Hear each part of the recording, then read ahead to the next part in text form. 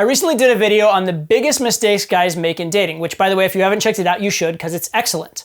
I've also done lots of videos over the years on dating techniques, attraction techniques, all those kinds of things, and those are all extremely useful. However, a lot of guys' problem goes even deeper than that. It goes to not even fundamentally understanding what a date is or what you are trying to achieve on a date. So in typical nerdy fashion, I've engineered dating for you right down to a mathematical model. Let's check that out right now.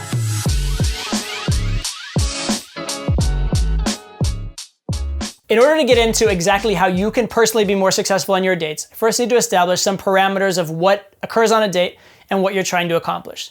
So there are a couple of key things going on a date. The first key element in a date is time, right? So if we assume that over here is time equals 0, and over here is how long the girl has, you have a progression of time up to a particular limit. Now there are two different limits. Right? We have what we call the soft limit and the hard limit. The soft limit is when the girl has in her mind that she needs to get home by or leave by. And then the hard limit is when she absolutely has to be gone, otherwise there's some kind of a consequence. So for example, she might think she needs to get home to get a certain amount of sleep, and so she may think she needs to get home by midnight, but really she doesn't start work until 9 in the morning, so the actual hard limit is something more like 7 a.m. And yes, there are cases where the girl likes you so much you can get her to call in sick from work, but you should assume that the hard limits, the real world restrictions exist in most cases. So the goal is you need to get something done. You need to do whatever you're trying to do on the date before you run out of time. There is a time limit to whatever's going on the date. So that's the first parameter you're dealing with. Second parameter is what exactly are you trying to do? So if you assume this bottom of the graph is the level of buy-in that the girl comes into the date with, and then the top of the graph is the level you need to get her to, right? So you're looking to increase buy-in. You're looking to increase her emotional investment, buy-in, decision in your favor throughout the course of the date. And again, this needs to happen before you run out of time. So by the nature of it, most dates are gonna look like a line that slopes up from this bottom corner up to somewhere in this top corner. And in terms of the hard limit and soft limit on the girl leaving, you should plan your dates to try and reach your objective before the soft limit if possible.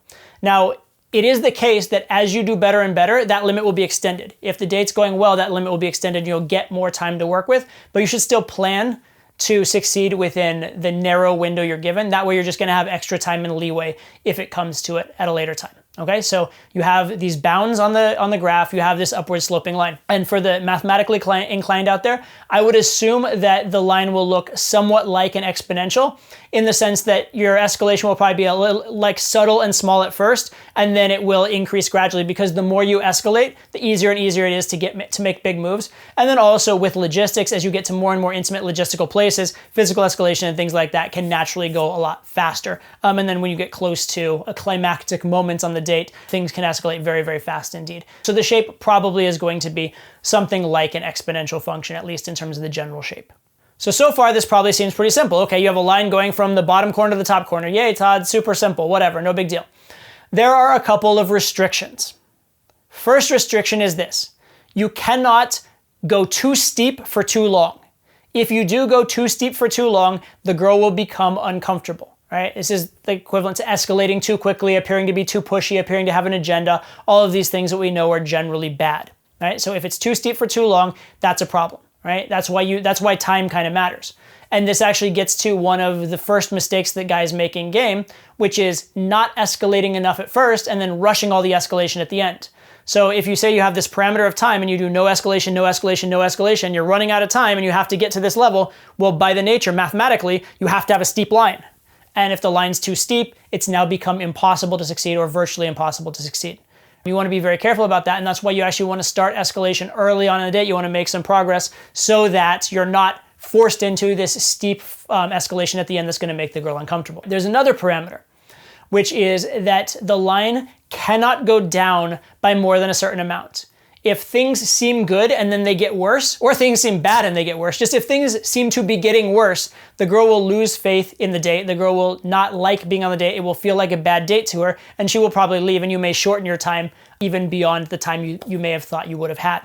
Okay, so you want to avoid going down beyond a certain amount. So what this means is you have your sort of exponential line, and then there's some sort of bounds at the bottom of this line and bounds to the top of this line. And if we're being really mathematical, the line won't probably be a smooth exponential curve. What it will actually be is sort of a stair step of exponential curves. So you have a little exponent here, exponent there, and you'll be going up through these exponentials. And the top bound on the graph should actually probably be an exponential curve of just how fast a girl can tolerate you escalating overall. The bottom bound is going to trace the same shape as the graph itself because it's an absolute number that you can't drop down from that kind of line that you've hit, the level that you've achieved within the date. Now let's look at this factor, the drop-off, and see how that explains another very common dating mistake. A lot of guys start their dates by trying to make it really, really good and really high energy at the start, and then what happens is it's hard to maintain. It's hard to keep that energy, and at some point the girl loses interest, the date feels like it's going badly, and the girl gets bored or gets negative, and then she leaves. It actually would be much better to start the date on not quite as high of a point, because then you avoid those necessary drop-offs, right? It's better to have a gradual, slow incline than to have a big jump up and then have to maintain it. That's a lot harder to do throughout the course of the date, and this model explains that. One other great date tip explained by this model is the idea that you want to establish some level of escalation or some level of physicality right at the start of the date. In fact, I usually suggest starting the date with at least a hug. What's the reason for that? Well, if instead of starting in this bottom corner, you start midway up, well, now it's a lot easier to have a nice gradual slope and still arrive at your objective. So by starting it with a hug at the very start, instead of starting down here and having to escalate over time and worry about the slope, by coming in at a nice entry point that's a little higher up, then you can make your graph a lot smoother and it makes the whole process significantly easier. So that's why it is so useful to have that kind of escalation right at the start. So hopefully that helps you to understand how a date's gonna go and what you need to do to make it successful. You have a certain amount of time to achieve a certain end goal. However, you can't go upward too fast and you can't go downward too fast because that's kind of uncomfortable and gives an unpleasant experience to the girl. So it needs to be this nice smooth curve. And because of that, it helps to start off higher. It helps to make sure that there's a nice gradualness to the curve and a nice steady progression, etc. So hopefully this all makes general sense to you. However, there are some nuances to make your dating even better and to understand it even more fully. First thing is we talked about this idea of kind of her soft time limit and her hard time limit. Well, the better the date is going, that soft time limit is going to become eventually that hard time limit, and that is your goal. Your goal is to move out that soft time limit so it makes things even easier. So obviously, if you have more time to work with, that means your escalation can be more gradual, and that just makes everything that's gonna occur on the date a lot easier. So what results in that line being moved out?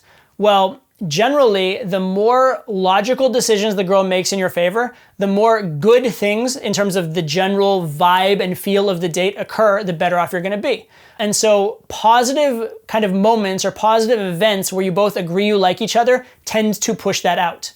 So something like kissing the girl, because that's a mutually agreed thing and it's a sign that you guys like each other, tends to push that out. If you guys are kissing and she gets the feeling the date is going well, her timeline tends to become more flexible and it tends to go further out. If the girl starts complimenting you and telling you how much she likes you, that's gonna push that line out because she's making a logical commitment, she's making more investment, she's deciding that you are a bigger priority, and so her soft deadlines become a lot less important. It's only the hard deadlines that now eventually matter. And this idea that success at these smaller events can lead to an improvement in the graph of the bigger event leads to kind of a nuance, which is that this graph is not really one big graph only, it's one big graph with a lot of sub-graphs within it. So you have this one big graph that is maybe your meeting for the date and then going to the objective of, let's say, having sex with a girl, just hypothetically. Well, within that, there's another smaller rectangle over here that is going on the date and kissing the girl. And again, you're starting in that bottom part, but then you're progressing up to the top part. And if you achieve it, well, now you're still on the big graph, right? Because the little graph's nested in the big graph. You're still on the big graph, but the timeline for the big graph has been pushed out and everything has become easier. So the more of these waypoints you can hit along the way, the more time you buy yourself, to the point where you can eventually buy yourself more and more time, and you may even be able to buy yourself so much time that you go past hard boundaries, and that's where you get these crazy buy-ins where the girls call in sick from work or decide to just extend their vacation to stay with you and things like that. So you can look at this as one big graph, but the real way of looking at it is not just as one big graph for your overall objective, but you can look at it as one big graph with smaller nested graphs for each sub-objective, all of which are helping or hurting the achievement of the overall objective. So that's pretty nerdy, obviously, but all the same things apply. You still have, you can't escalate too fast. You still have, you can't go down too fast. All of those different things. You're just hitting different waypoints along the way. So hopefully understanding this model helps you to do a few things. Hopefully it helps you to overall strategize and plan out your dates in a better way. Also, as importantly, hopefully after a date, it helps you to analyze and know what you did wrong. So you can look back and you say, oh, whoops, I escalated too fast and she got uncomfortable. The line was too steep. Or, oh, you know what, it was nice and high energy, but then it dropped off, it felt bad to her, it didn't work out because of that thing. Or maybe, you know what, I didn't get physical early enough and I kind of almost ran out of time and I had to escalate too fast at the end and it just didn't work out, etc., etc. Or maybe I, skipped some of the sub goals and because of that, there wasn't a lot of buy-in and the time didn't get pushed out and I ran out of time, etc., etc. So hopefully this helps you to identify those mistakes. Hopefully it helps you to understand what's going on better and better from this moment all through the rest of your dating career.